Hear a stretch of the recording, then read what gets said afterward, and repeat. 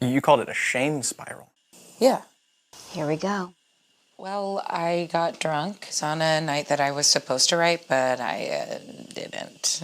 Which is fine. There are a lot of nights that I don't write, but I just thought that Audrey Hepburn probably wouldn't do that.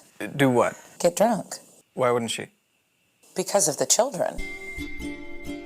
We're here shooting episode 4 of Kinsley Versus, and this is an episode in Kinsley's therapist's office. And although her therapist doesn't see her inner life, they are making themselves known.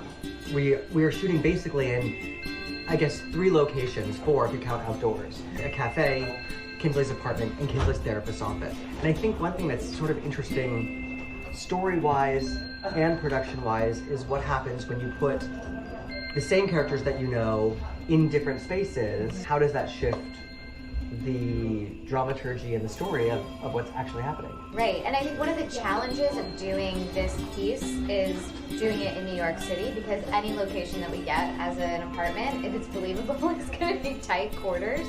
So for something like this, where you're bringing a lot of people or a lot of her thoughts into the scene, that is a really dynamic, I think, setting and situation. And it's also a way in which I think art and life look often quite similar in this story. Right. Because there's a literal crowding of her mind, and then there's the physical crowding of her space. And I think we replicate that in the therapist's office. The one thing that's quite different is there's an outsider there. There's a therapist, right? And he doesn't, as far as we know, have a sense of these other things, these other beings crowding.